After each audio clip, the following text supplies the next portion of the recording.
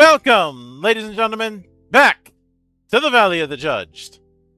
I am your one and only gaming monk, better known as Mildra, and with me, I have my good brother here in the temple, the the resident sky pirate, good brother Sizer. Ahoy and avast, Mildred. A pleasure to be here tonight. How are you doing? I am doing good. Oh, it is. We are just a few days away from asking and answering the question, as Americans, what the fuck is a kilometer? Yeah, like really, what is it? Is it like kilometer? I think it's kilometer. I think that's how it's pronounced. Although I did find out that whenever a U.S. designed plane ends up breaking some sort of altitude or speed record that originally was in kilometers, we will register the thing we'll register the new record in kilometers just to be petty. Sounds like us. Yeah, I've seen some people go, "Why don't you use the metric system? It's so much easier." And I love what Fat Electrician said in response to that. Yeah, it might be easier, but that's why you guys didn't make it to the moon first, because you took the easy way out.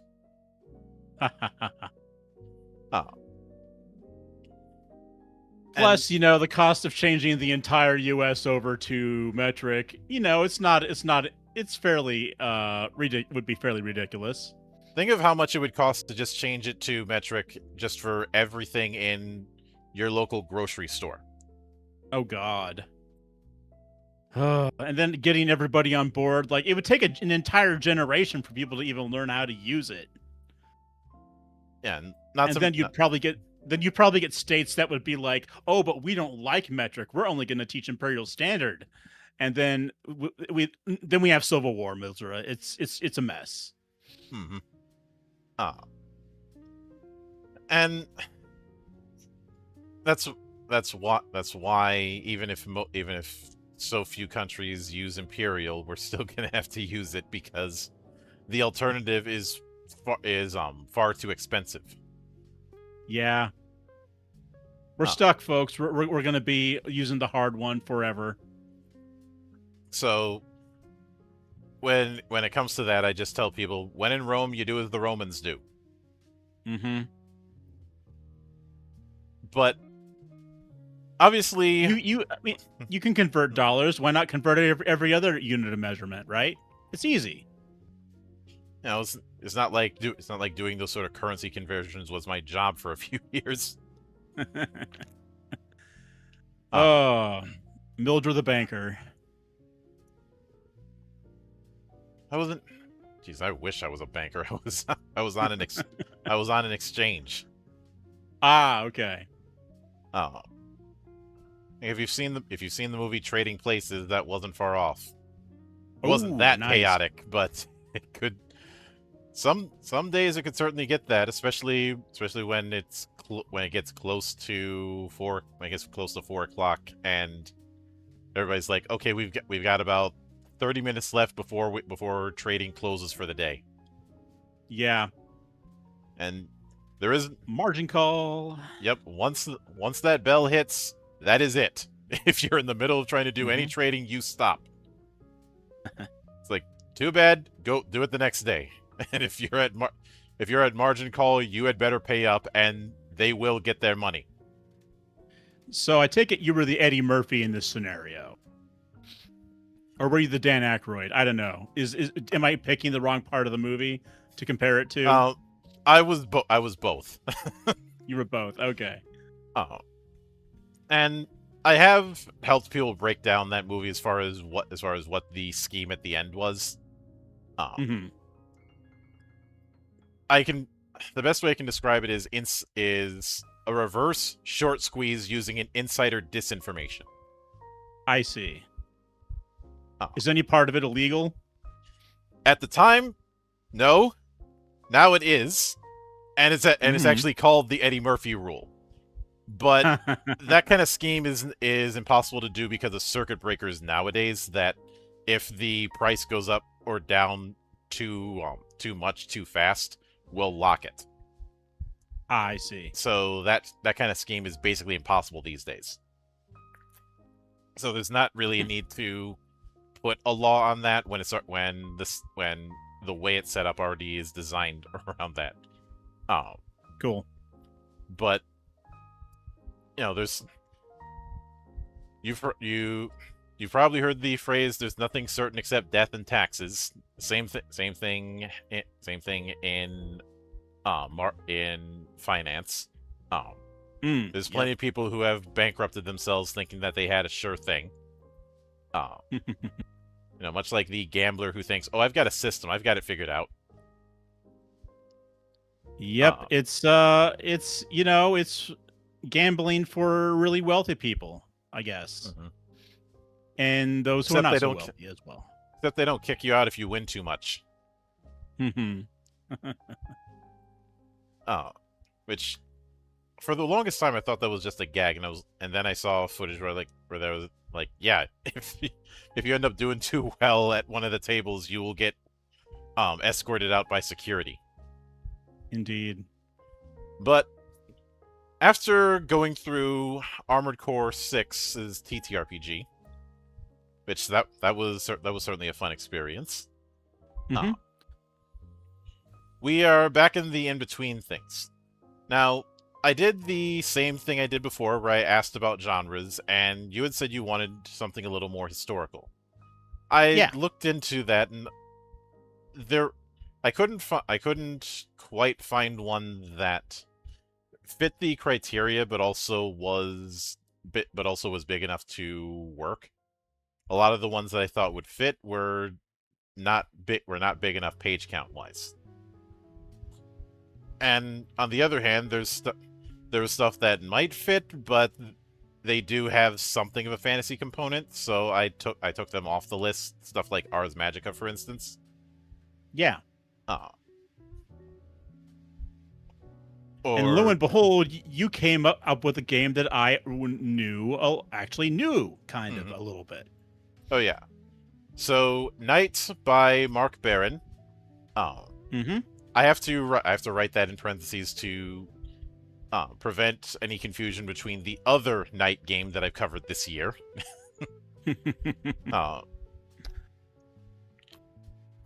So I have, in the interest of full disclosure, both of us backed Knight on Kickstarter.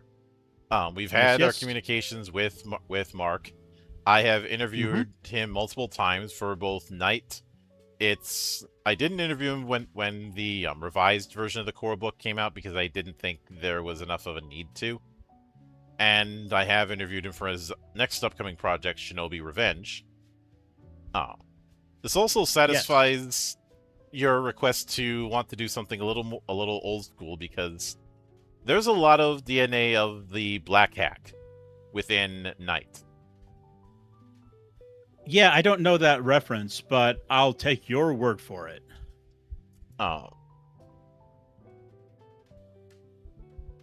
And the Black Hack is one of those games that's technically in the OSR family, but it's not like it's trying to be another AD&D wannabe. Okay. Which, I can get behind that for sure. Yeah, a lot of OSR games are games that I'm not gonna likely cover on this channel. Not because of a dislike for them, although some of the cultural parts of the OSR I'm not very fond of. But mainly because unless you're doing something, if you're just a cleaned up version of AD&D or BX or White Box or BECME, I'm not going to be all that interested. Because as we know, the second most popular TTRPG after D&D is trying to fix D&D. And the exceptions that I've made are things like Hyperborea, which is very much channeling sword and sorcery, and Adventure Conqueror King system, which is doubling down on the endgame part. Okay.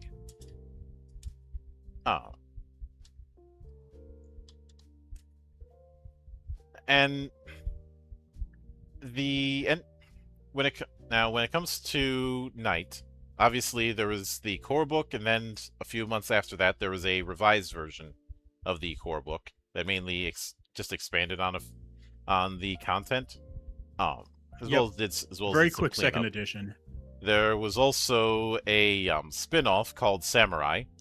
We are not covering Samurai, but it is a nice thing. And one might look at the page count that we have and say this seems a bit daunting for a one-shot, but a lot of it is single column and it's not very text dense. So Not at all. I felt it would work. I will knock points for the lack of bookmarks. Nope. It's policy. But I do appreciate the use of classic art throughout.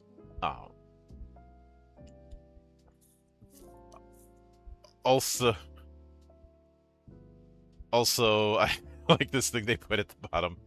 If thou art foe, base villain, and pirate, then I cast my gauge and challenge thee to the best of 3 rounds with sword, spear, and stave. Hey, well, I guess I'm sorry, Mark. I guess I'm going to have to take you up on that.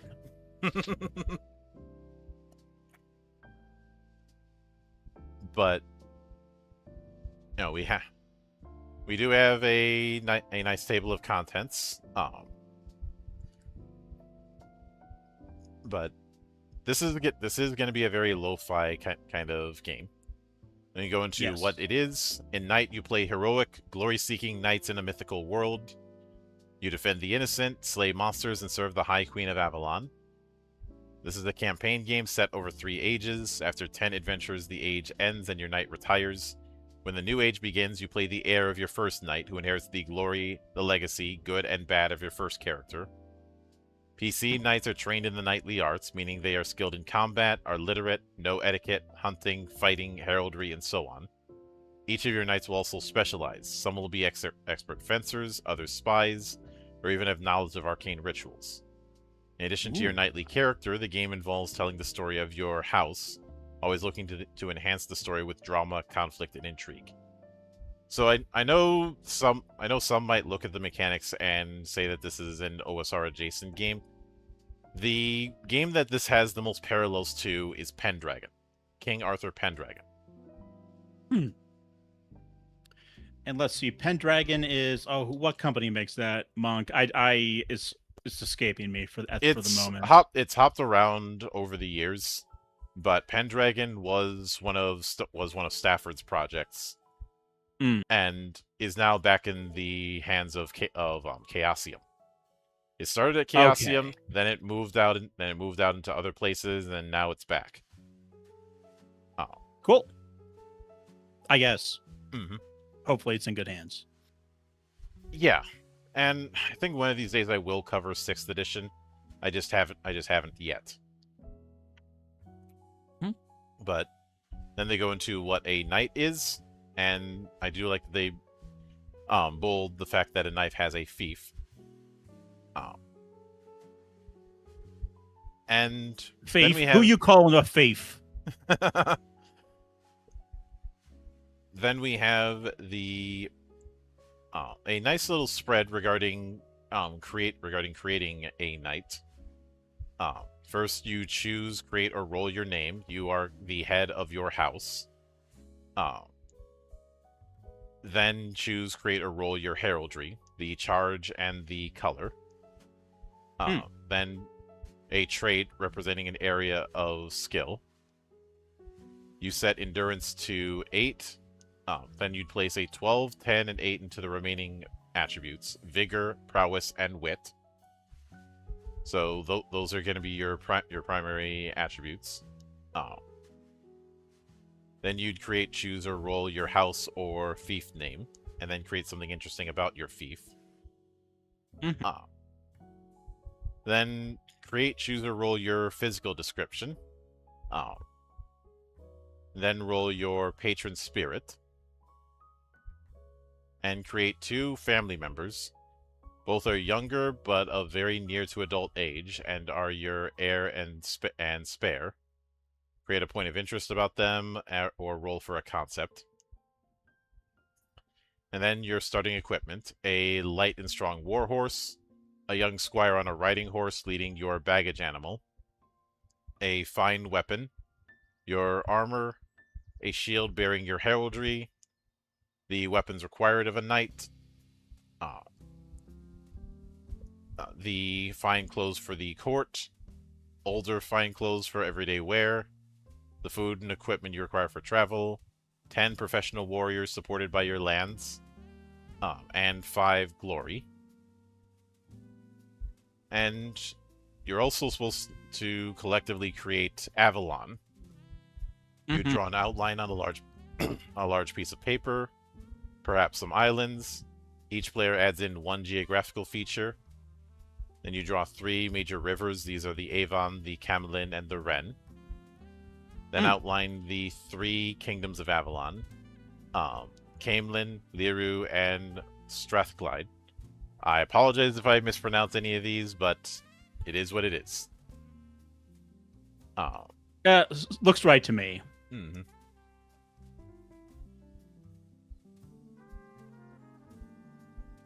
And then draw a shield about the size of a coin in each of the countries. Caradin's heraldry is a black dagger on a blue field for King Bycourt the Betrayer. Astolat's heraldry is 3 white flowers on red for the Countess Yinfin. Drynnif is a round white shield with a gray wolf head for Alla Wolflord. In Astolat, have each player draw their typo heraldic shield about the size of an average coin. This is their fief. Then draw a castle in Saradin. This is Camelin Castle, the traditional seat of the High King or Queen. So it is cute. So this is definitely a game that is going to work better in-person play versus virtual tabletop. You could do it on a VTT, but it feels like it's not designed for that, more for in-person play. True, though. Most VTTs do have a drawing feature at the least. You could make like a map that everyone draws a little bit on. Yeah. But yeah, I see what you're saying. But then, going into the rules of the game, it is about narrative position, and guidance for the player, built around things like charge into the fray, seek out the foe, give honor to your comrades, and equip thyself.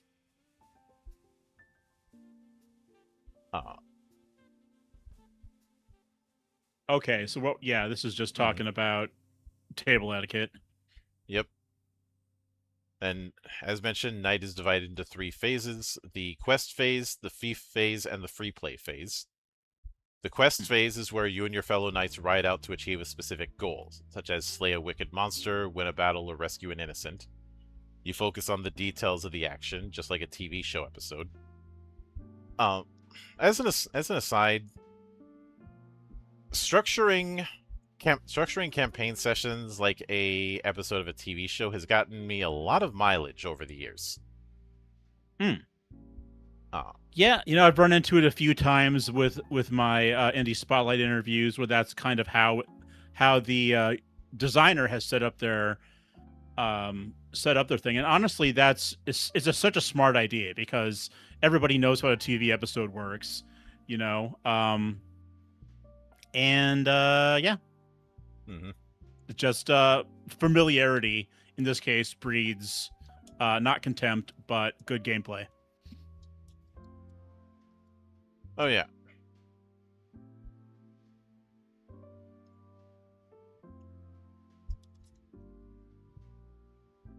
But with that said,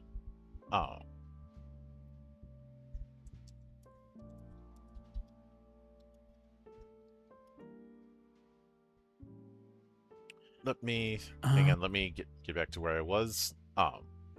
Usually with one or two plots running at the same time. Usually knights go on one quest in a year. In the fief phase, the game zooms out. The players improve their characters, collaboratively make large and small scale decisions about factions and stories in Avalon, and tell the stories that occur to their families and their lands.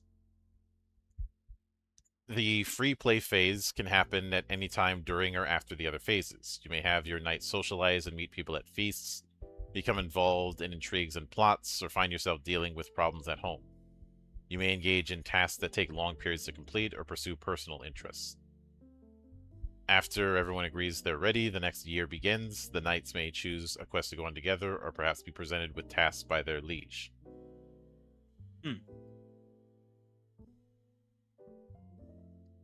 Alright. I immediately think of the winter phase and the fact that and I'm going to be drawing parallels to Pendragon a lot. Where one session was meant to be one in-game year. This isn't as granular as that, but the intent is somewhat similar. It is also interesting we've been seeing more mission-based design in TTRPGs. This is something I see a lot in Japan, and I'm seeing more and more people adopt it in places outside of it.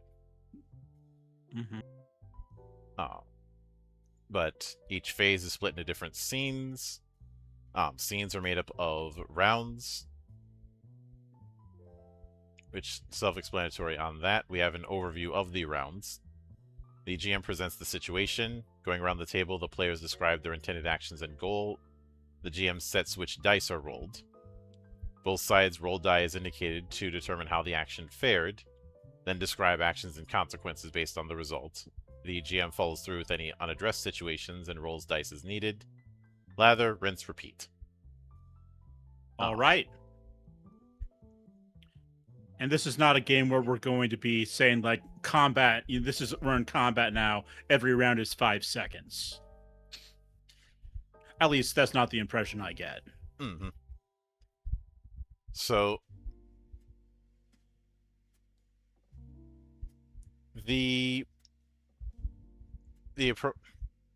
so when it comes to actions, when you make an action, you either succeed or contribute towards the completion of the task by rolling an effect die. If the action is dangerous, you need to check to see if a complication occurs. The effect die rolled is to measure how much you achieve with your action. This is measured against an activity number. When the cumulative effect die results equal or exceed the activity number, the situation has been overcome. As far as which die you roll, the GM will set the size based on narrative position, equipment, training, position, traits, patron spirit, and so on. Situations, challenges, or problems can be presented with a activity number. This is known to all players, represents the complexity of overcoming the situation. Activity numbers are best generated per player. 5 to 10 per player is easy, 10 to 15 per player is standard, and 15 plus is formidable. Okay.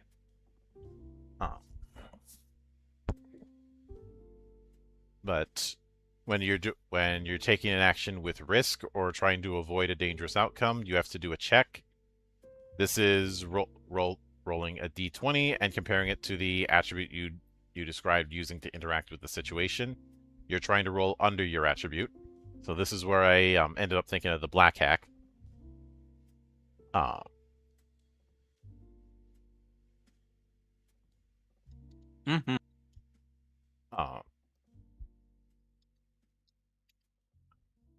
But if the roll is above the attribute, there's a complication. If the GM wishes, the intensity of the consequence can be measured by the effect or luck die.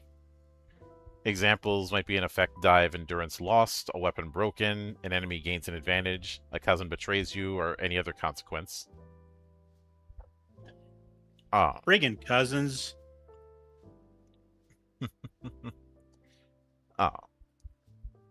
Sometimes you might have advantage or disadvantage, which is the way it works. The way you think it does, you'd roll an extra die and take either the better or worse one. I can't call it the higher or lower because this is a case where you want to aim low. If you're rolling checks as a group, each participant rolls and you take the best result out of any of them, and that's the result for everyone. If you're doing PvP, both players check. Whoever rolled highest on the die while still under or equal to their attribute wins the contest. NPCs do not roll checks. Interactions between PCs and NPCs are determined by the PC's action. If in the final round an NPC situation is not addressed, they will act to complete a goal. If acting on a PC or knight, the player must check from a PC to avoid danger. If NPC engages another NPC, roll the effect die to determine the effect. We also have a side thing about battles and mass combat.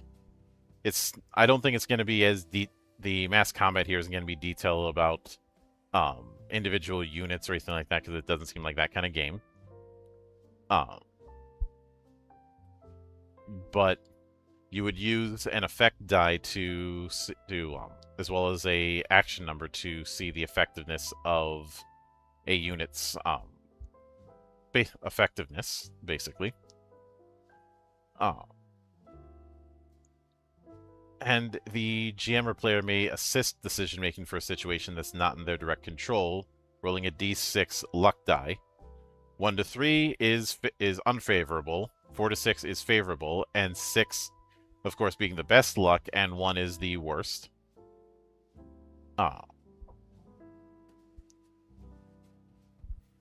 Yeah. Auspicious to inauspicious. Mm-hmm.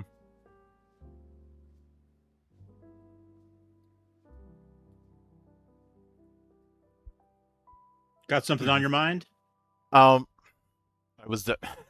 had to check something for a second, but okay. Then we have traits, which are descriptors of narrative situation. Having a trait applicable changes the effect die or grants advantage or disadvantage on a check or luck die. They can also grant permission to do actions otherwise not possible, such as doing magic or having specialized knowledge. Traits are usually a single word or a short phrase. Gaining or removing traits requires narrative position. For example, to learn the Lancer trait requires tuition from a master or the time and narrative situation to be able to learn it. To gain the trait Broken Leg, you must break your leg.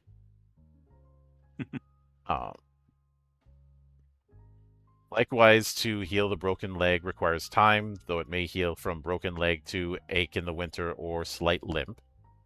To undo a curse requires the interaction of a curse breaker or to go on an appropriate quest. Oh, you gotta watch out for them curses. Mm-hmm. Don't I know it? Don't I know it? But endurance is your ability to continue past difficulties, stay the course. This is your health equivalent, but it's not just physical harm.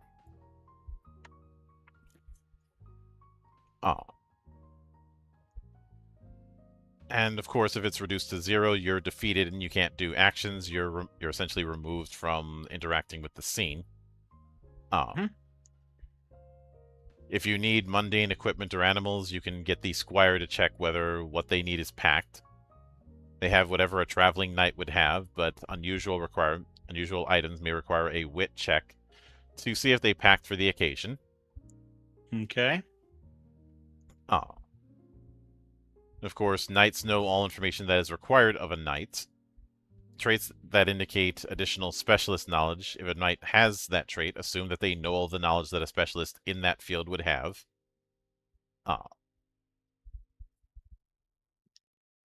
If a knight does not have a knowledge from their backgrounds or traits, they must search for it and learn in-game. There is no roll to know about a subject. I am glad. So we're dispensing with knowledge rolls. Mm-hmm. I am glad. One thing that I do not miss from my earlier years in RPGs is that whole knowledge as a skill thing, and then having different knowledge skills for different subjects. Yeah. And how completely out of control that could get. Yeah, it's hard. Sometimes it's hard to determine what should be considered by a particular category. Where if you have like 10 knowledge skills, what covers what? What do I need to get to make sure my character knows, like this particular kind of monster or whatever else it might be. Yeah. Anyway. Oh yeah. So then we have magic, which allows things to happen that normally do not. Magic is done through knowledge of spirits of many different types and elements of the world in some way, such as herb, mineral, or tree lore. Mystical ceremonies are rituals involving mystically significant items done in a appropriate symbolic places and in trance states indicated by magical herbs that summon, bargain, command, or commune with spirits. Knowledge of magic in the world recognizes when and where magical things may be and how they may be used. It is the spirit that provides the magic that changes the world, but only that which it could normally provide. A spirit of a candle can only produce a candle flame. Magic is not fast. Ceremonies take hours, and the preparation of magic takes days and can only be done at symbolically appropriate times. Performing magic is a dangerous activity and should involve a check. This could represent the risk of angering a spirit, having your vitality drained, driven to madness, being possessed by an inhuman entity, transformed into a monstrous shape, poisoned by the use of magical herbs, and so on. This will often involve gaining a trait. The traits here feel like something akin to aspects, but it doesn't have the same annoyances that I have with aspects in Fates, which I know I've made that remark many times, but that kind of thing has always been my whipping boy. Indeed. I feel like, they feel similar to buffs and debuffs, but with more narrative impact. Yep. Knights do not normally perform magic, as it is rare, time-consuming to master and perform, and makes its users strange. Some knights may begin with or learn traits that indicate that they may use magic if they desire, though the style and limitations should be considered.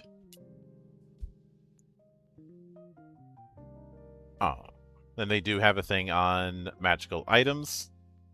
And again, it's clear that any sort of magic is going to involve spirits. There is also the concept of patron spirits, which we kind of hinted at. And which seems like either saints or Celtic gods, or like versions of Celtic gods. Yep. Then glory. For knights, glory is everything. Each chivalric or heroic action wins glory, if known, of course. Minor activities gain 1, moderate ones gain 3, major ones gain at least 5. Cowardice, falsehood, loss of wealth, status, or reputation lose glory. Minor disgraces lose 3, moderate 5, major 10 or more. So it's easier to lose glory than it is to get it. Only if you're a false knight, though. Mm-hmm. Which, of course, your character, or you, the listener's character, would never be, right? You can spend glory, which is the use of wealth, favors, goodwill, and reliance of reputation to achieve physical change. 1 glory can pay for things like a cotter's house, upkeep of a commoner family for a year, the service of a specialist for 1 activity, and so on. 3 glory pays for upkeep of a knightly family for a year, services of a renowned specialist, and so on. 5 glory pays for a manor or tower house, a moderate band of warriors, a village wall of stone, and 10 glory pays for an urban palace or villa, a large band of professional soldiers for a season, a small band of knights for a season, a town wall, or a small keep. Mm-hmm.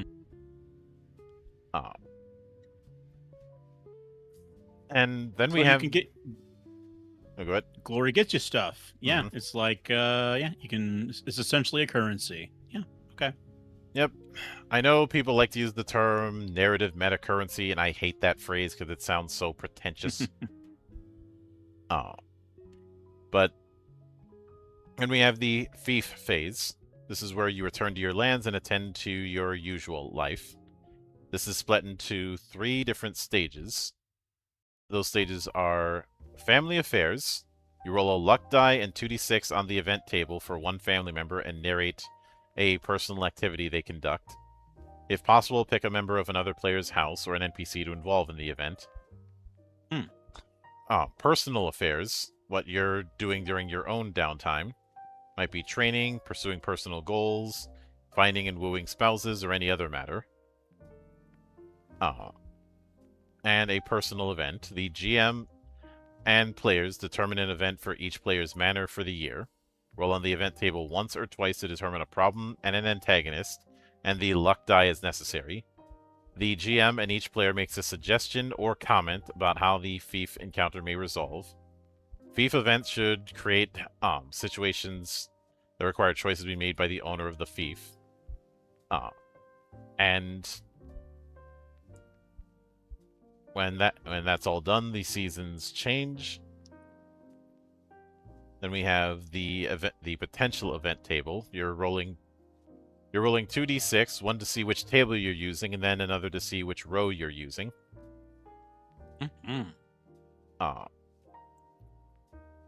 Things like monsters, tournaments, romances, a fairy, prowess, family, fairy again. Okay, yeah. Yeah. And free play we've already discussed. Also, if you went on a adventure in the adventure phase, roll a check for each attribute. If you roll over your attribute, improve it by 1. This caps at 16. Of course, if your knight dies, then a member of their family replaces them, their heir. After 10 quest phases, the player knights retire from adventuring. Time skips forward until all heirs are of the age of adventure, and the next generation of knights is created. After your knight retires or dies, each player should tell the tale of their knight, as if told by a minstrel at the court of a powerful medieval monarch centuries later.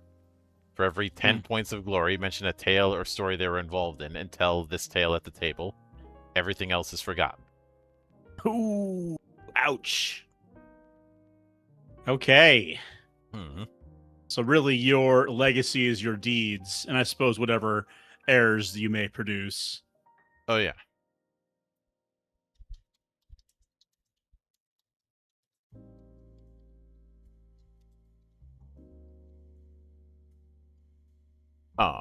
And of course, heirs created as per character creation rules are done, except that instead of rolling or choosing a trait, you give them any traits they would have learned or received from any narrative events that occurred in the history of the game. The heir receives the glory of the previous character, plus any glorious events they have been involved with.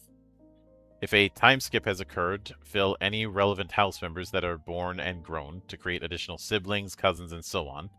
The luck die may assist in creating those house members. Only in the case of an entire family line dying should you create an entirely new family. These new dynasties are new knights brought in to serve. They are created as starting characters and receive no glory for previous characters. All right.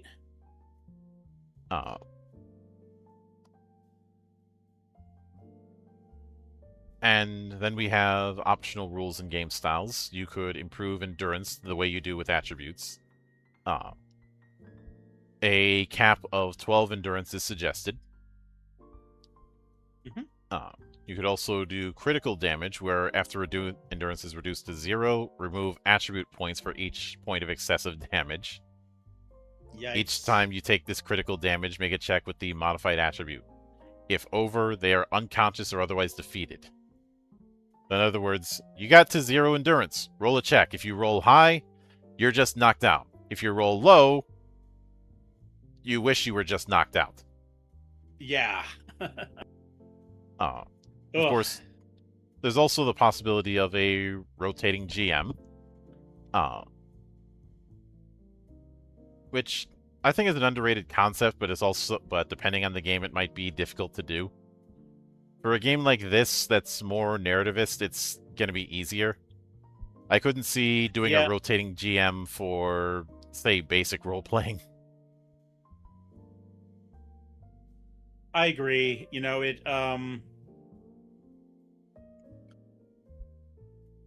What was I going to say? There are and also for if it's meant to, and I suppose you could treat it as like with the TV show concept we had earlier, um, which makes it fairly easy for another character to jump in and GM for another character who's doing other things. So, Hmm. but it seems like when they're questing, it would be easier to have a GM for the fee phase and the free phase. A little bit easier to do a rotating GM. Yep. If you wish, you can do, they call the Great Penlu campaign. I appreciate the reference. Instead of doing the 3 ages, you play the years continuously. All knights begin at 21 years old, track ages for all family members. At the age of 30, knights no longer roll for advancement, instead they roll for decline. If you roll equal or under your vigor, it goes down by 1. In addition, if you're reduced to 0 endurance, roll the luck die with disadvantage to determine their fate. Heirs may become the next main character at the age of 17. Kalia is born in 379 AG and fights her final battle in 459. 80 years of adventure. Okay. Was that the name of the queen? Oh, yeah. Okay, yeah. It says so in that illustration right next to it. Mm-hmm. Yep. Okay. But then we have the index card battle system. This is an optional rule.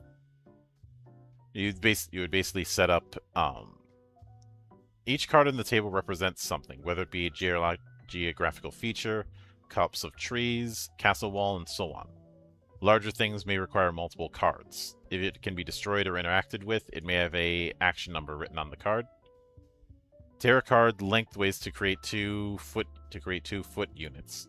Tear a card widthways to create cavalry units. Write the unit type on the card, and if an NPC, the AN to defeat them. Indicate an arrow with the front of the unit. Arrange battle lines with at least 3 card lengths apart. Indicate a front of each unit, and have each player add an interesting feature to the battlefield, large or small. The GM moves NPC forces first, indicating the apparent goals. Players indicate actions and goals after that. Move cards and roll dice. Players roll dice for each unit engaged. And it is basically a mass battle using index cards. Yep. Warhammer Fantasy, eat your heart out. Mm-hmm. I don't think this is something I would use, and this is definitely hammering home that this is a game that clearly favors in-person play versus a VTT. Yeah. For sure. But you also have solo rules, which do take index cards and a journaling method, involving creating a deck. You create 3 cards with the title of each country, write the name of each leader on a separate card, make 2 or 3 traits about them. And this is essentially a journaling game. Each time something happens, it should be noted in a journal, on cards, and on the map as appropriate. And after that, it gives a very lengthy example of play. Yeah, this was the longest chapter. I noticed this in the table of contents. Yep. Eventually, we get to the game master section. Yep, where it goes into different matters like drama, choices, and personal conflict. Entangle. I like they put in entanglement, especially is involved with romance. Focus on the house and the fief phase. The importance of the queen. The importance of magic. Don't hold tight to any particular plot line, i.e., loosey goosey. Don't let being medieval get in the way. Saying, while the setting is loosely a medieval one, the concept is to tell a legend rather than simulate a true medieval world. I am glad that it makes this clear because there is a certain brain rot that can happen when people try and simulate medieval history in TTRPGs. I realize some of that's an artifact of the early role players of the 70s, but Yeah, but a common mistake is thinking that that kind of thing can apply universally. If you're it it can't really, and I think it's pretty clear based on this that we're not dealing with like a true medieval studies, but rather medievalism, in that we are it's like a pop culture interpretation of the medieval, right?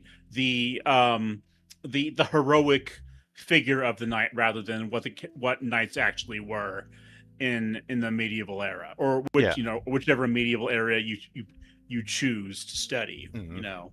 It's for a similar reason that I always rolled my eyes whenever somebody said real spies don't act like James Bond. Yeah. It's like, yeah, no shit. Everybody knows that. You're not Yeah. you're not telling me anything of substance there. Oh. We did a round the table panel on this very subject, medieval studies versus medievalism. Mm-hmm. And the tagline I use for it is D&D truly medieval? Of course, the answer is no. But people, unless you're like, unless you've got some kind of medieval studies degree and you've got a bunch of friends that are, why are you trying to make it like true to medieval life? I guess maybe you really liked friggin' Chivalry and what's Sorcery that? tried to do that, Yeah, and as much I don't hate Chivalry and Sorcery as a game, but it is a game that is extremely front-loaded. yeah. Uh, it's also significantly on the crunchier end, and there were a lot of those heavy medievalist or simulationist style games in the 90s, and a lot of them do not hold up with age. I have gone through so many of them, including every game from Fantasy Games Unlimited, and I understand why that company isn't making games anymore. And I Yeah, don't miss okay. them. I do that kind of design setup I do not miss. Oh. And of Yeah. course, Phoenix Command is my whipping boy for that kind of thing, even if it isn't medievalist, it suffers the same problems.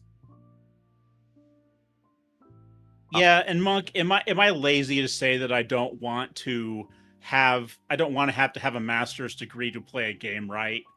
You know, have to know what all the anachronisms are, when particular things were invented, uh, just to like satisfy some academic standard. That doesn't sound fun to me, Mm-hmm. honestly. Yeah, in that same vein, I would have an easier time getting people to play a round of Battlefield with me than getting them to play a round of Arma. I have friends who play Arma, don't get me wrong, but it is a different energy. And one of them is not on a higher pedestal because it has higher degrees of simulation. And Mm-hmm. it's also the reason I don't get on with a lot of the sim racing crowd because they go on and on and on about fucking physics or the right pressure curvature of tires, and I'm like, do you none of us here, either listening or otherwise, have the kind of funds to get the full simulation that is used by professional racing teams. Mm-hmm. Those things cost thousands of dollars. What we have are games. And I think I think we would be much better off if a lot of people who play sim racing acknowledge the fact that they are, at the end of the day, games. Yes, agree. Because when it's to the point where sim racing fans are arguing with professional drivers on how the car works, I think we've crossed the threshold. We have we've taken a bend. We have Yeah. Because I have I've seen that happen with full-on F1 drivers getting yelled at by by iRacing fans. Putting aside the fact that iRacing is a fucking money pit. Seriously, people get mad at certain games for DLC. iRacing is the king of that crown, but for all the wrong reasons. But anyway, they go into realpolitik and house warfare. You can't gain power and prestige without taking it from someone else in some way, which is going to create enemies and rivals. If you're not sure about things, roll a luck die and ask. Let the dice fall. They say don't be tempted to fudge dice to save characters. If I want to fudge dice, 1, I will do it, and 2, you will never know if I did it.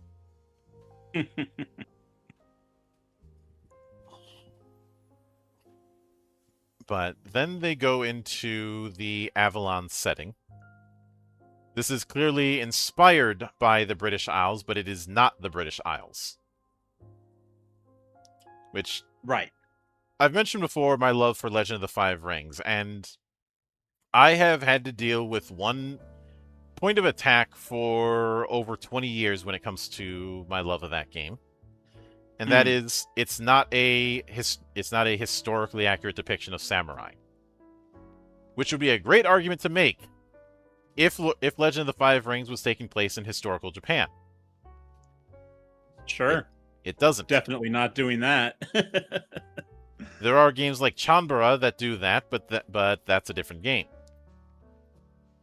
L5R has always taken place in Rokugan, which is its own setting, its own rules, its own cultures, its own politics, yada yada yada. With a bit of China in there. Let's not kid ourselves. A bit of China and a bit of Korea and Mongolia. Especially when it comes to... Back early on, they were known as the Kirin clan, and for the longest time, they're the Unicorn clan. Yep. But... Samurai on horse. Yeah. It is kind of amusing that one of the families for the Unicorn clan was, for the longest time, the Otaku. Until they changed it to Utaku in 3rd edition. Yep. But... And now I'm skimming a lot of the setting part because you know we have to keep things on a schedule, but I appreciate the detail given. I also appreciate that hand-to-hand and wrestling is part of the knight's arsenal because a lot of people forget that a common tactic was wrestling somebody in armor.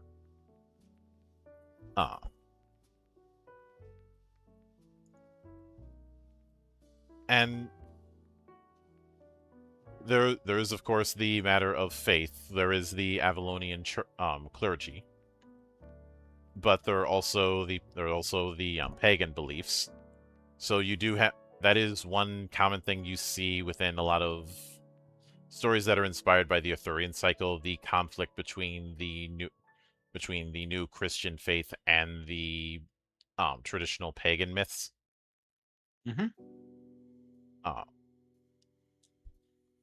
And of course, we have people outside of Avalon. The Geats are described as a tribal society from over the Eastern Channel. I'd say these are equivalent to the Norse, especially given the three castes of nobles, landowners, and slaves. And they're blonde and big. So, early Scandinavians. Yep. And their particular approaches. Then we have the Riadians, who are fair-skinned, round-headed, and brown-haired, coming from the island of Dal Riada, over the Sea of Mananan. And since they talk it talks about valuing wit, music, and hospitality. I'd say the Riadans are the setting equivalent to the Scots, especially Yeah, given the clan model. and interestingly, Queen Maeve Mm-hmm. is the. Oh, wait, hold on. Lyrian Clanges, but that okay. Never mind. Never mind. I think Mm-hmm. that she's mentioned there, but please continue. Yep. But see, we have their particular tactics and their particular religions. Um, and then we have the Chavalongs. Well, it's got to be the French, right? Yeah. Uh,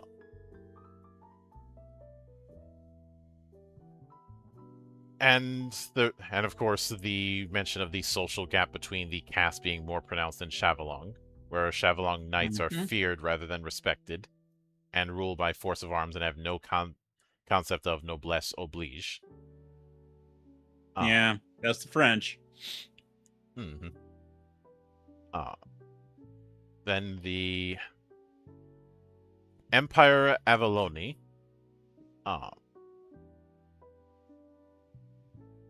Which I think this is meant to be the Romans, or the equivalent of the Romans. Yeah, it seems like it. There's slave keepers, so there's one giveaway. Mm-hmm. Citizens, there we go. Yeah. It is clearly meant to be the nod to the many, many times that the Roman Empire tried to establish footholds in the British Isles with very mixed results. One of the great unsolved mysteries is the whole what happened to the Ninth Legion.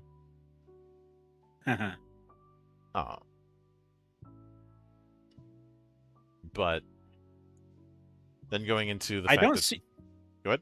I don't see the Irish in here anywhere. Maybe they wanted to. Maybe Mark didn't want to get into that kind of sordid history between the Irish and the English, and I couldn't blame him for that. It is possible we skimmed past it, but I'm not going to look through it to double check. But there are three main mystical orders: the Fair Ladies, a group of pagan sorceresses; the Druids, remnants of the learned castes of the clan traditions; and sorcerers, the remains of once feared Empire sorcerer priests. Their magic revolves around finding, binding into items, and then controlling spirits in pursuit of power.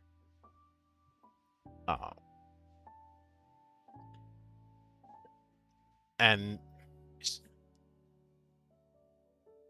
I do appreciate that even though we have there's always this talk of how detailed the rules of magic should be in fantasy settings, and I've always taken the approach of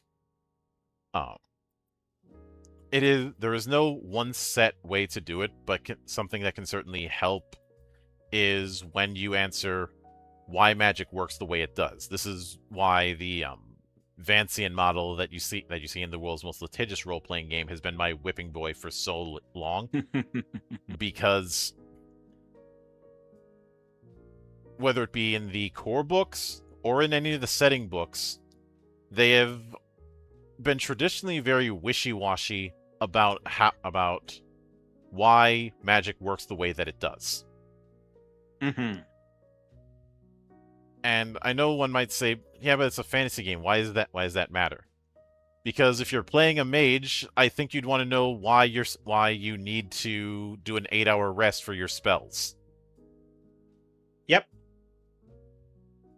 Plus, you look at magic systems in any other game outside that bubble, and they do answer that question. You look at Shadowrun with its spell drain. That, if you asked why, the answer is magic is a tiring experience, and you are going to be drained trying to cast even basic spells. Yep. Warhammer has the Perils of the Warp tables and the like, where you're not using a resource when you cast spells, but you are taking a risk when you do it. Because all magic is tied to chaos, and messing around with chaos leads to bad, bad things. In something, great unclean one. Yeah. I mentioned L5R quite a bit. The reason you have a limited amount of spell charges is you're not casting the spells, you are entreating the kami to perform a service for you. And you're only going to be able to do that so much. And some elements will be more inclined to listen to you than others. Yeah, and even like your typical, and we'll just say with present company, we'll say console RPG type, spell point system. Just kind of makes intuitive sense.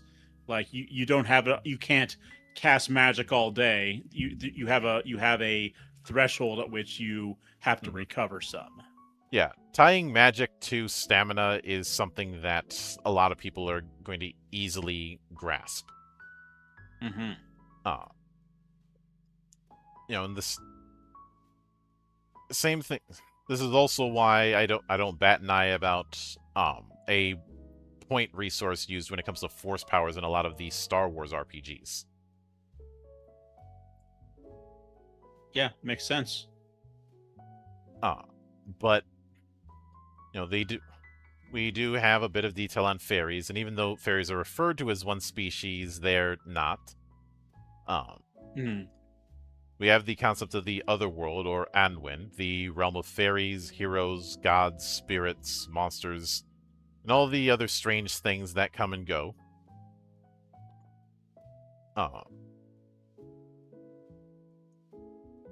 Then, of course, monsters. Whether it be killer boars, murderous goblins, or prideful dragons. I do like that it's described as they tend to live just over the hill or beyond the forest. And then the 3 Ages of the Lioness campaign, which is a campaign framework for Knight.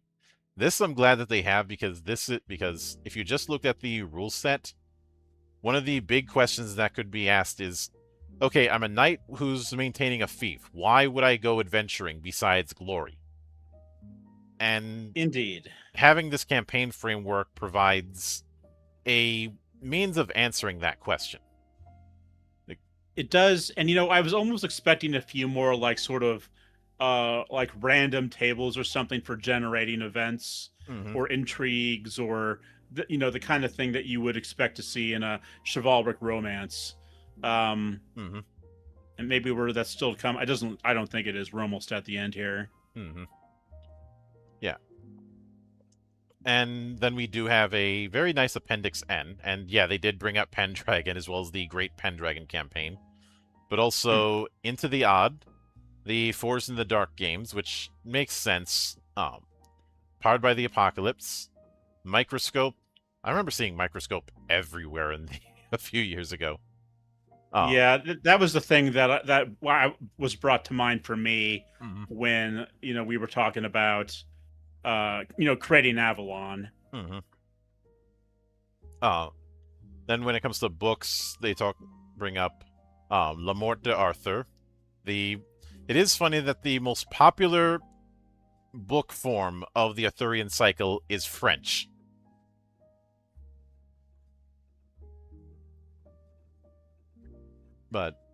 And the Mists of Avalon. I remember this book everywhere when I was in high school. Yeah, no, I remember it. I listened to a little bit of it on audiobook, but couldn't get into it. It is a different take. I remember there was arguments for some purists on the matter, but when you're dealing with mythology, since there is no one true approach, there's just the one that everybody's kind of agreed on over the years. You can't really make the same argument about adaptation that you might with other works where you do have a direct line. And even then, I've made this clear many times. I find purism when it comes to discussing fiction to be somewhat cringeworthy. You know, Now, that's just like what we were talking about with like, or parallel to talking about mhm. demanding uh accuracy from adaptations. Yeah, when it comes to judging an adaptation, the approach I take with any changes is, does the change fit what the story is trying to tell, and is the story still good on its own? Because remember that mantra of games, not names. That means any individual work has to be judged on its own merit and has to stand and fall on them. Yes.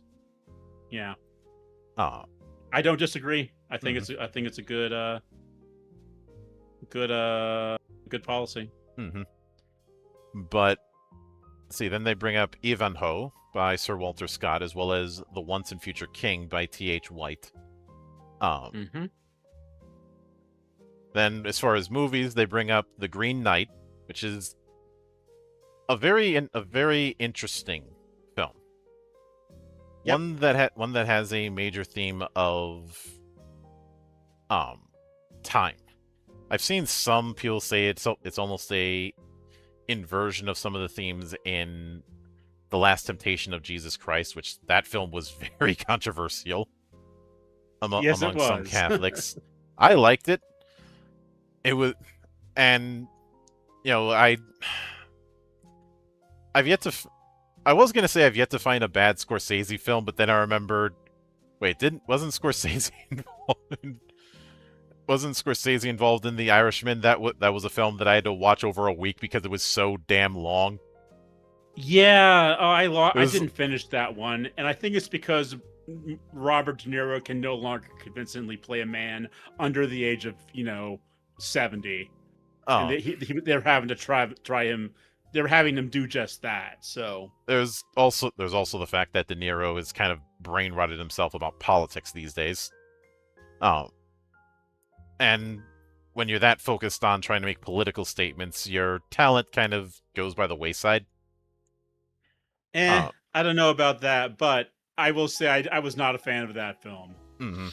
Of course, it seemed like it seemed like Scorsese and a few others were on a bet to see who could make the longest movie ever, because then we'd get Killers of the Flower Moon, which I did not Yeah, finish. Um, I did finish. I saw that one in the theater and did finish it. I liked it. But not Scorsese's best effort, and not Leo's best role. yeah, and then then there was Megalopolis. Oh Oh my god. God. I know I made jokes about how the production of the Crow remake took so much time that that it could legally vote. Hmm. Um Megalopolis was worse. He had been trying to make that movie for 50 years, and just Oh every my god. time things started to get in the direction where he could start making it, something would happen. And like maybe he should have taken that as a sign, because like I don't like great man theory for one thing, and that movie is just dripping with it. Uh, and like it came very. There were a few times where the script wasn't ready yet, and there were financial issues which delayed things. Then, in as we get to the end of the '90s, it seemed like things were going to start get going, and then it seemed like, all right, we're finally going to start making this movie in 2001. Hmm. And then 9/11 happened. Then a few years later, it's like, all right, we're finally going to start making the movie. And then COVID happened.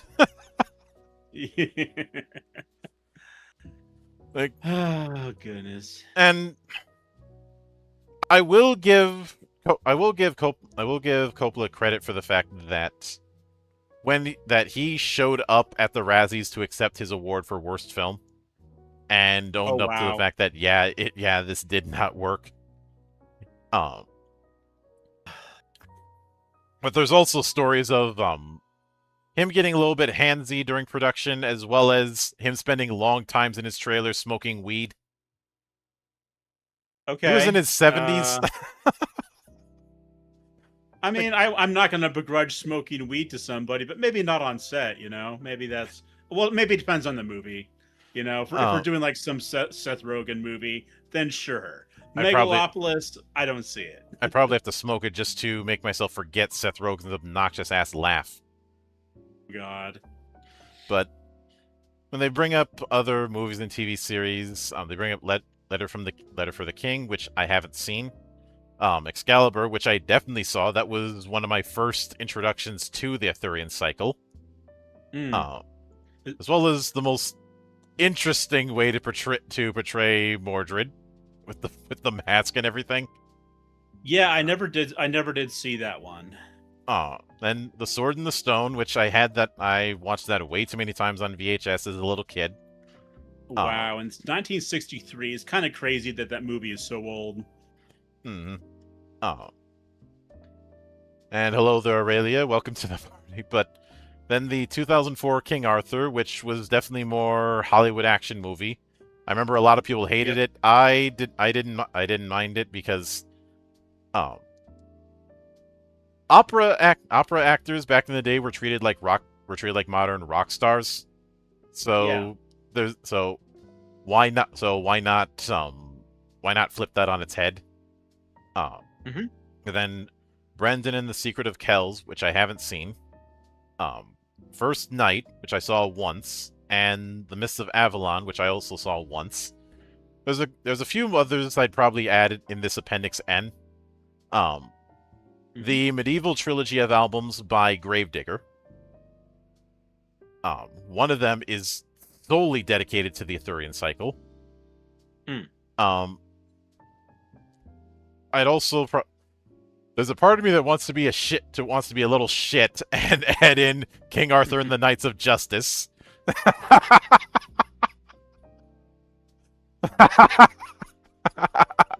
Yeah, sorry, I don't know that one. um, that was a Saturday morning cartoon that had a football team getting isekai'd into medieval Oh, times. I do remember that one. Mhm. Geez. Yeah, okay. Yeah. Um, I'd probably throw in Mystic Knights of Tir na Nog. Once again, Mm-hmm. just to be a little shit.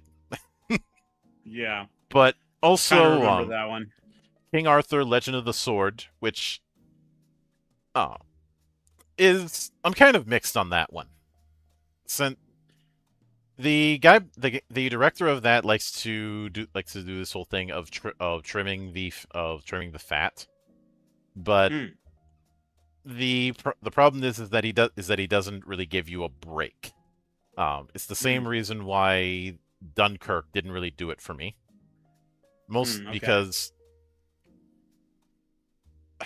I remember years ago seeing this interview with Tarantino where he described tension in films like a rubber band.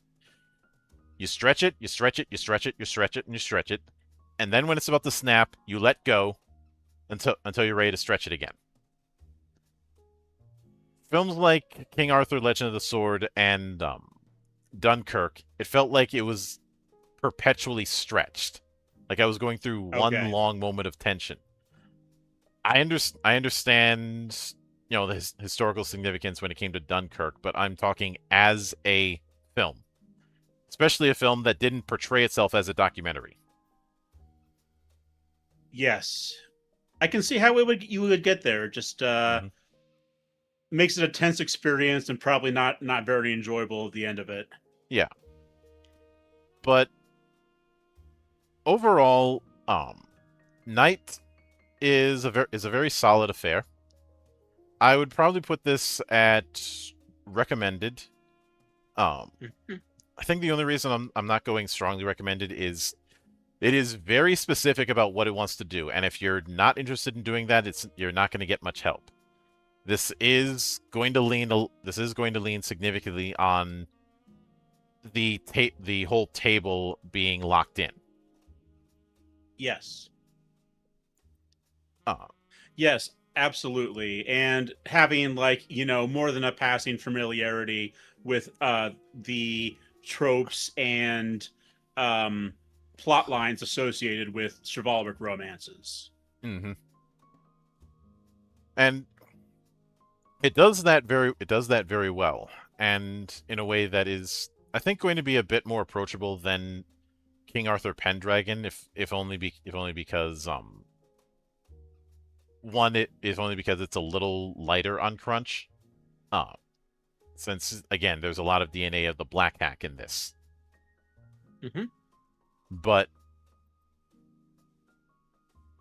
I will note that if you are somebody who prefers playing your games in a virtual tabletop, I'd be a little more hesitant to recommend this. This is a game that is very, very clearly designed for a table. Now, there's nothing wrong with that. Uh, but Yeah, I think you could make it work on a VTT, but I do agree that it would be, and but I think you're right that it would be more difficult, significantly more difficult to do it that way. uh, yeah, it's not especially if you're trying to do the mass combat rules. I could only see that working on like tabletop sim. I could not see you doing that on Roll20 or Foundry. Yeah. Again, And honestly, I don't know that I'd really want to do that. I don't think I with the type of game night is, I don't think I would want to do the mass combat simulation. I think I would rather just keep the spotlight on the players. Um I think it with depends their particular on roles in the what kind of battle. campaign I'm doing, because if I'm doing a campaign where you're dealing with the conflict between houses, mass Mm. battles are inevitable. Yeah, I suppose if you want to go, George R. R. Martin, you're gonna need a bit of that. Yeah, just with less severed heads and an actual ending. Because He'll finish the Winds of Winter eventually. Maybe as a lich, but maybe he'll get yeah, there. and I'm sure the Toronto Maple Leafs will one day win the Stanley Cup. Yeah. Or they keep or the Leafs fan base keeps telling me that every single year, and I'm like, you can't even get to the second round without blowing it, and you want to talk to me about um winning everything. Yeah. Like, uh, of course, nowadays they end up sucking so bad they didn't even make it to the playoffs. It's like the universe said, you know what? Maybe somebody else should blow it instead of you this time. So instead, they choked in the in the regular season with. But with that said, we are going to step aside for a quick break for a couple minutes, and then delve headfirst into the Green Knight. No relation, Love it. so we'll see you in a few.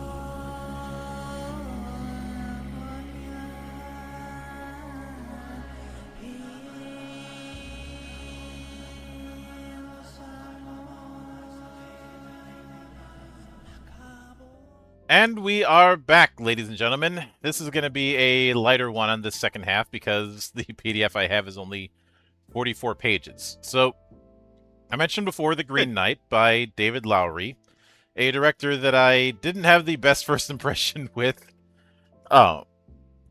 Because the first film that they did was Dreamscape, which he himself has.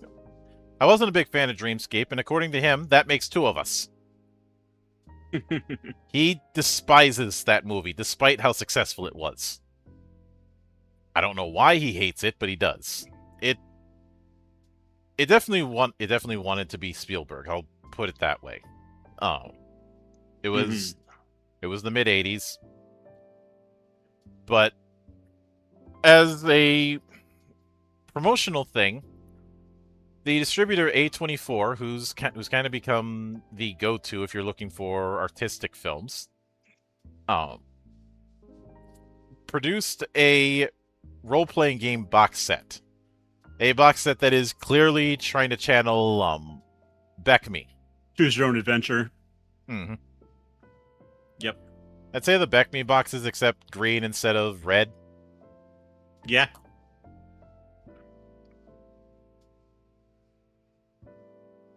Look at this tree face Chad on the front. What a legend. Mm-hmm.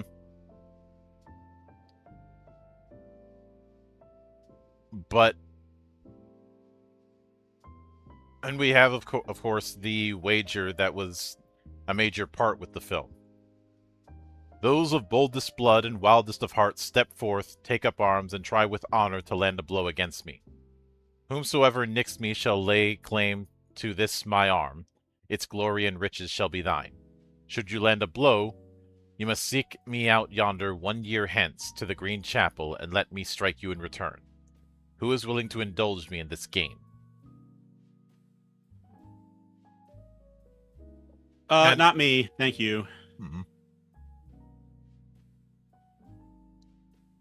So, then we have a before we begin, you're about to guide a group of adventurers on a quest to face the Green Knight. It's your job to set each scene and describe what the players are, see, smell, hear, even taste. This is a lot of the usual affair for the GM. Mm-hmm. I do like that when it comes to what to do when there's things that aren't mentioned in the rules, it says do what you think is most honorable. But then we go into what an RPG is, what is the Green Knight RPG. And they do highlight the line between honor and dishonor. Then what the tone of the game is. The Green Knight is set in a world of dark supernatural fantasy, where occult folklore and uncanny forces become more real the further you stray from the castle. Much of the gameplay is centered around deduction and risky decision-making, and the tension surrounding characters' choices should reflect this. Time and place are abstract and mysterious, and the nature of what is real and true should always be left ambiguous. characters will need to question everything, especially if they are to avoid dishonor. I haven't seen this much talk about honor and dishonor since I marathoned Avatar a few years ago. But then we get into the core rules, where it's discussing a skill check.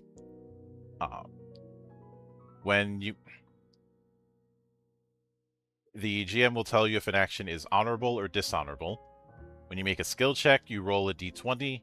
If you roll equal to or higher than your current dishonor, you succeed at the action you're attempting. If you roll less than your current dishonor, you fail at the action, either through ineptitude, cowardice, or bad luck. If you're trained in the skill being rolled, you can add a +2 to the roll. And even more so if you have marked training in the ability that the skill falls under. Special moves and other circumstances might give you even more bonuses to your roll. The exception to this rule is any dishonorable action. If an action is considered dishonorable by the GM, then you have to roll a d20 and try and get under your current dishonor to succeed. Roll higher than your dishonor and you fail due to shame, hesitation, or misfortune. And all of those bonuses from training and the like are subtracted instead.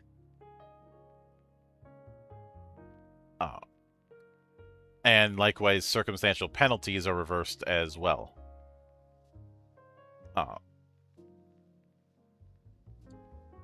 But every time you finish resolving an action on your turn, the GM will tell you if you are being punished with dishonor or being rewarded with honor. If you attempt an honorable action and fail, you suffer 1 point of dishonor. If you achieve an honorable action and succeed, you remove 1 point of dishonor. If you attempt a dishonorable action, you suffer 1 point of dishonor regardless of success or failure. Okay. Fairly simple. Yep. At the start of initiative, the GM will give 1 point of dishonor to the whole party. Each encounter ends with a judgment phase where they can get dishonor or honor. You have to carefully monitor dishonor, as death and injury are abstract concepts, but honor is your ultimate measure of success. Get 20 dishonor, your adventure is over, or at least put on hold. Dishonor can never rise above 20, nor drop below 2. Surprise, motherfucker! And thank you, Shotgun Blossom, for the raid. Welcome to the party. For those of you who do not know me, my name is Mildra. I am your one and only gaming monk. And tonight we are talking about a couple night-themed TTRPGs. First, Night by Mark Beren, and now the Green Knight TTRPG that came along with the movie. We're doing so only honorably, no dishonor to be found. Yep. Hopefully Vampire the Masquerade treated you well. But continuing on, as a general rule, most actions you attempt in your trials are considered honorable. Let the players have fun making arguments about why that's the case, but don't let it slow down the game. Of course, GM is final arbiter. You start the game at 10 dishonor. So it's a case where you're never going to be able to fully get rid of it, but you have it in some form. And we do have a list of dishonorable actions. A lot of them, these are actions I could see that guy doing. If you've never had to deal with that guy at your gaming table, consider yourself fortunate. I usually don't have to deal with that guy, mostly because anybody who could be that guy is shorter than me. But yes. And, you know, when it comes right down to it, I think we've all encountered that guy in some gaming situation, whether it's video games or tabletop games of some kind, like RPGs. Mm-hmm. But and you know who I'm talking about. Oh, yeah. You know it. Yeah. We all know that guy. Sometimes that guy is not a guy, but everybody knows that guy. Yep. Too often they're named something like Gary. Mm-hmm. Jeez, Gary. I'm just kidding. I love people named Gary. And sometimes they're named Chaz because I feel bitter, and that is the worst name I can think of at the moment. Yeah, okay, I agree. There is no such thing as like a decent Chaz. Mm-hmm. Never has there been, never will there be in the history of naming conventions. Hmm. Although some names you just shouldn't go with in general, like Yeah. um, don't if you're a Japanese family, don't name your kid Shinji or Hojo. You are asking for trouble. Yeah, ain't that the truth? Hmm. But then they do go into a bit on encounters. Um, and we do have initiative for these. It's using a authority skill check. No success or failure is marked for this, and no honor or dishonor is gained from it. Said you note the total roll. The GM lists players in order from highest to lowest. This is the initiative order, so pretty standard fare for that. Mm-hmm. Uh, and there are ways you can spend honor to elevate the esteem of your fellows, taking 3 dishonor points to remove 1 point of dishonor from another character.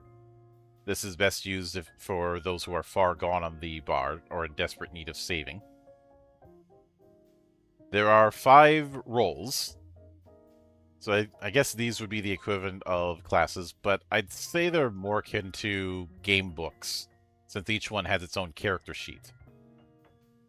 Yeah. Those roles are Knight, Noble, Hunter, Sorcerer, and Bard. Okay. And when you build a character, you choose 2 abilities. These represent your core strengths. Those abilities are Courage, Might, Intellect, Cunning, and Charm. Then choose 4 skills to further specialize your character. These skills can each have an additional bonus, which can be stacked with ability bonuses. We kind of hinted at that earlier. The skills we have access to are Intimidation, Authority, Endurance, Melee Combat, Ranged Combat, Brawn, Folklore, Mysticism, Reason, Vigilance, Intuition, Stealth, Persuasion, Trickery, and Performance. I do have a bit of an issue with the fact that these are not arranged alphabetically. That is bugging the hell out of me. Yeah, I suspect that they're put there sort of based on. Oh wait, you can pick which ones you're good at though, right? Okay, never mind. But there's not a case of attributes directly linking to skills. Yeah. So one imagines match up the ability to the skill in for whatever you're trying to do. Oh yeah. But then we have virtues and vices. You choose 1 vice and 1 virtue. These represent parts of your personality, and we have a few examples of them. So you can call upon your virtue to reroll a d20 on an honorable action and take the preferable result. You can call upon your vice to do the same with an honorable or dishonorable action, but if you use it, automatically becomes dishonorable. Each of these can only be done once per encounter.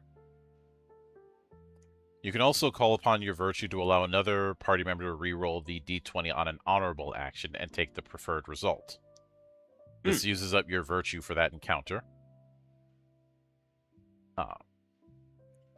And then it's going into the different potential encounters, as well as the judgment part that has honorable and dishonorable results. Nice guide to have that for the GM.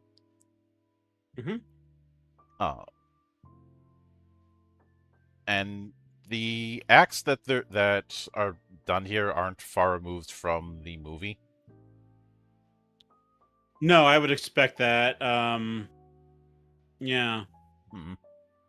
And because I guess you don't want it to completely echo the movie, but you do want it to echo it in theme.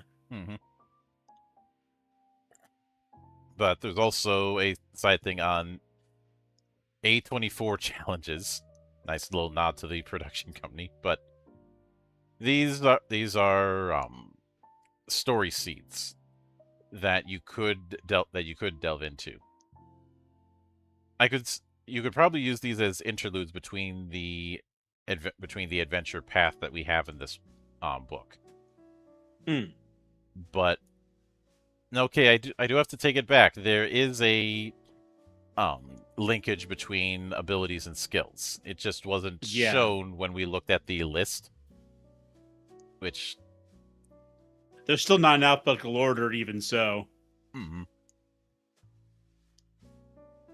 so courage is tied to intimidation, authority, and endurance. Might is tied to melee combat, range combat, and brawn. Intellect is tied to folklore, mysticism, and reason. Cunning is tied to vigilance, intuition, and stealth. And charm is tied to persuasion, trickery, and performance. And looking at the character sheet for just the bard here, it looks like I was not far off when I compared it to playbooks. So you do have things like the background questions, the lists of virtues and vices, and you get one special move from the list. Mm. You can earn additional ones as you take quests. But it looks like there's only going to be 4 special moves, and there are only 4 adventures. So I could see at the end of each adventure you get a new special move and then just go forward. I don't think this is a game where you're going to be doing a year-long campaign. Doesn't seem like it. And honestly, I would just want to, if it were me, I just want to go through the Green Knight quest line. Because I think that there's interesting ways that can play out for your characters. I do like the way the playbooks here are designed, and these very much are playbooks.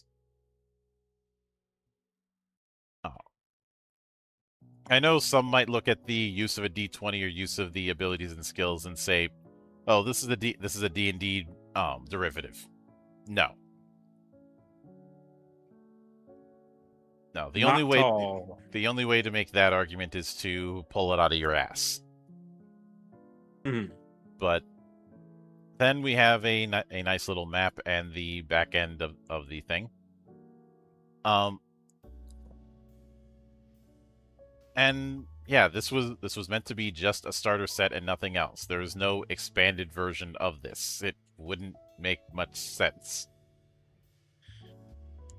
It's sort of, seems like it's meant to be a novelty, you know, but Mm-hmm. it is also playable. So it is playable. It is well designed.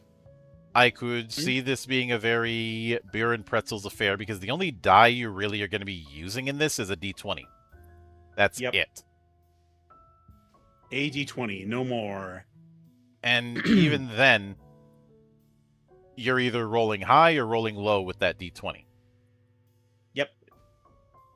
At most, you could add +4, barring any situational modifiers.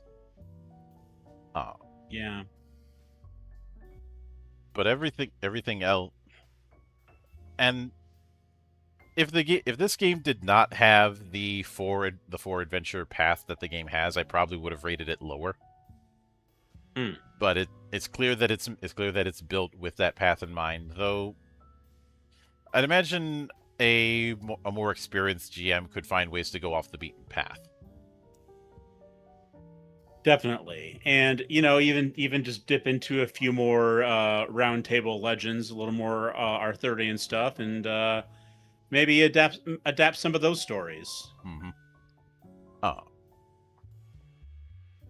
Especially given the different playbooks.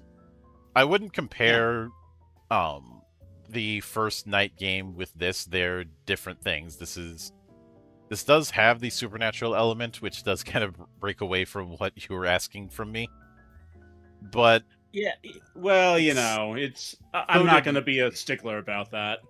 Yeah, so did Night to an extent, but in both cases, it's not like you're slinging spells like a typical wizard. In fact, let me look at the special abilities the sorcerer sorcerer has: Arcane Sight, Glamour, Enchantment, and Banefire. And hell, we don't even have hit points in the usual sense. So this isn't really a combat heavy kind of game. This is still very narrative leaning. Yeah, I don't. I think that in the movie, if I remember right, and it's been 5 years since I've seen it. I saw it in theater when it first came out. I don't recall Gawain getting into that many scraps. Um, it was kind of a slow burn affair. Pretty much, because it wasn't that kind of story. Yeah, It it was never meant to be a very action focused story. And totally. And I think that there probably were people who went to the theater to see it who were a little disappointed that it wasn't. But you kind of have to know what you're getting in for. I remember some old lady getting really pissy about the movie Drive not being a Fast and Furious wannabe when they never said that it was. Yeah, no, they certainly never did. Was that A24 or was that like Focus Features? I think that was Focus, Was that Focus? Okay. which is up there with A24 and Focus seem to be two of the major ones when it comes to really pushing indie films. Like they Yeah, in the art house style. mhm. Do you Them know, mhm. by the way, that The Backrooms is now their highest grossing movie, period? uh in another era with Hollywood, Yeah. the Backrooms would be released by by one of the major studios. They Yeah. it or some or it would have the YouTube stuff would have been basically the job application for those guys. But Yeah. because so many of those studios are up their own ass trying to make nothing but blockbusters and losing money hand over fist, instead it ends up being done by an independent studio and completely embarrassing the bigger guys. And I feel Yep. like that's going to continue to happen. I mean, you already Like, and between the I'm here for that if that's the case. oh, so am I. Between Yeah. that and Obsessed recently, both raking Obs- in a lot of yeah, money. Obsession made like 400 million. Hmm. That Sinners, for comparison, made 360 million. Yeah, contrast that with its budget, which a big reason you see a lot Was of horror nothing. films throughout the calendar year is because they are cheap to make. Yeah. And like starting directors can like potentially self-fund them even Hmm. if they have some startup capital. Yeah. Um, but the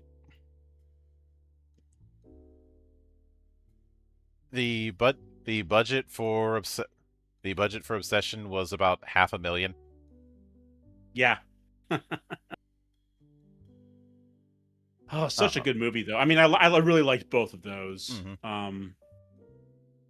This is, Monk, this is really the year of like that the YouTubers have like made a splash in the horror scene. We have, of course, we had Markiplier with Iron Lung earlier in the hmm year, and then Curry Barker and Kane Pixels or Kane Parsons with Obsession and Backrooms, hmm and both of them being crazy successful. Oh yeah. And let's see, Solid's saying, personally, I see the Hollywood machine no different than the AAA and quadruple A. They'd rather put all their eggs into a massive basket instead of taking a couple of risks and a handful of sleeper hits, but they're trying to get rid of physical media. Look at the Red Box during the pandemic. Yeah, I've been hearing the whole thing about the attempts to get rid of physical media, but and I know people have Big been trying story. to play performative cynic about that over the last few days. But the thing about markets is they always self-correct. And already that recent push has started to create backlash. And when I think of how you can still get albums for different bands on vinyl these days. Hmm. Yep. So You sure can. You see it at all. If go to a show, you're not going to see CDs there. You're going to see all the band's albums on vinyl. At Hmm. least the shows I go to, that's what I see. Yeah, and I think about bands like Graveyard who record all their stuff on vinyl first, as well as Yep. use the kind of equipment you would have used back in the 70s. Obviously, they're one case, but the point is that unlike some of my peers or people who claim to be my peers, I I have no reason to be cynical. Um, people going to make some dumb decisions? Yeah, that's going to happen no matter what. Uh, for me, it is simply a case of these things come and go, and I always play the long game. But getting back to it, I think the fact that you're seeing YouTubers be successful in horror films in this manner is that um that self-correcting. Mm. Um, and because of that, I think this was the first step. I think the natural next step is seeing them make basically better looking grindhouse movies is the way I'd put it. Yeah.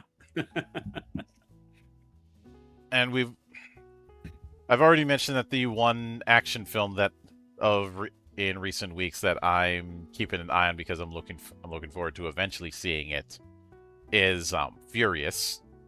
And I I did talked about see it that, on, and it was friggin' great. You're gonna enjoy that, I promise you. yeah. I know that there's a lot of folk involved in that who worked on the raid, and I fucking Mm-hmm. loved the raid. Uh, Yep. and when I shared the trailer and described it as cloudy with a chance of violence. Yeah, fair enough. Hmm. I really liked it. I would like to see it again sometime. The choreography is just inspired. Um, Yeah. that's what you really want out of something like that is the craft of it. Hmm. Oh yeah. But with that said, that is going to do it for this particular episode of the Valley of the Judged. Oh, Indeed. actually got through it in less time than I thought I would. Yeah. But when we come back next week, we'll be back with a brand new season. Oh, I I remember back in the early 2000s when I would get into so much shit for introducing weeb things into my tabletop games. Mm. And looking where things are now, I once again get the last laugh, and I will get the last laugh again with what we're going to be covering next week. Because, and I will admit, this is something I've covered a few times in the past, and I've interviewed the developer. But next week, we are going to be delving headfirst into Shadowscar, Cody Pondsmith's project Shadowscar. involving interdimensional ninjas. All right. That just I didn't actually, I'd seen what it looked like, and I'd even looked at some Gen Con games this year, which I didn't find one that I could go to, but I didn't. That the concept reminds me of Jet Li's The One a little bit, if you remember that film.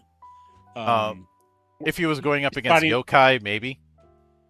yeah, that too, yeah. Oh, I mean, Mal, maybe he should have gone up against Yokai. Maybe that would have made that a better film. oh, mm, maybe. Oh, but that'll be something we delve into a bit further. Personally, if I was going to make any parallel, as odd as this may sound, I'd end up bringing sliders. I didn't Ooh, grow up with yeah, I could quantum. see that. When it comes to interdimensional hopping, I didn't grow up with Quantum Leap. I grew up with sliders. Uh, Yeah, same here. I mean, Quantum Leap was like 80s, and I just wasn't old enough to appreciate it at the time. and uh, Then Solid says, "Our anime haters hate it because it's Japanese, or they don't like the art style." When it came to the idea of doing anime-inspired stuff in TTRPGs, this is I don't think it has to do with art style or it being Japanese. I think it has more to do with the fact that there is a very boys club mentality. And I don't mean that in a gender sense. I mean in the country club meaning of this idea of what you're supposed to do with a fantasy game. This is a major reason why I have such long-standing tension with the self-proclaimed old school crowd or the OSR crowd. Because a lot of them want to dictate what you're supposed to do with an RPG. A lot of that dictation just involves being what TTRPGs were in 1982 or something. Sure. And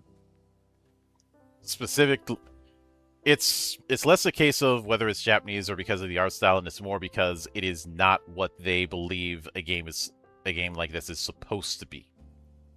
And I even encountered that from my peer group back in the 90s, you know, not just like the people had this, it was kind of a trickle down effect where, like, you know, they got this attitude from the older gamers. It's like, well, there's a right way and a wrong way to do TTRPGs, which of course is nonsense. But, you know, it's cool. It feels cool when you're that young to like feel like you're doing things the right way. He says, "Tell them that WWE is just anime for men." I'm a longtime wrestling fan, and there's a lot I could go into that, but first off, there's history when it comes to wrestling that I'm more privy to than some are who only know WWE. But I can't even go with the anime argument because anime is a medium, not a genre.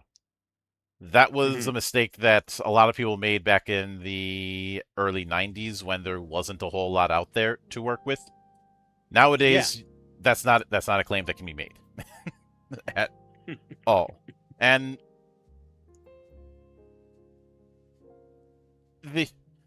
even when it comes to what you mentioned before, Solid, about wrapped in an American flag, I could go into things like the territories or the sillier or stuff that happened in like the Memphis territory, which got ridiculously cartoonish at times.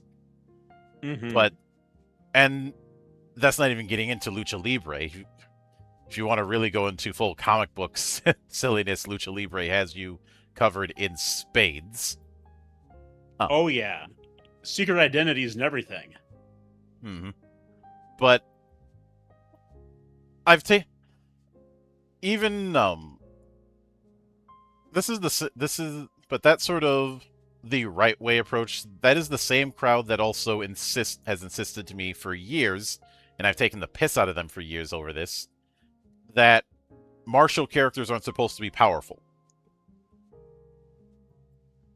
You can't see it, but I'm rolling my eyes. Yeah, because you've probably heard that exact line just as much as I have. Yeah. A lot of people insist on that, and it's always dumb. It is dumb. Because it doesn't match centuries of mythology alone.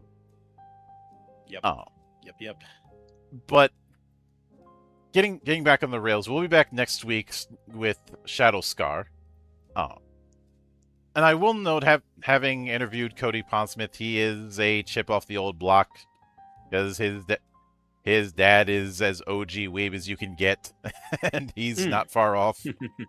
A lot of the reason Shadow Scar exists is because he was a fan of Naruto growing up. And okay. Since I'm all in the veil of embrace the weeb shit. So you're talking about the OSR cluster crab. Yeah. The OSR has been my whipping boy since long before I started this channel. Even going all the way back to when I discovered Castles and Crusades.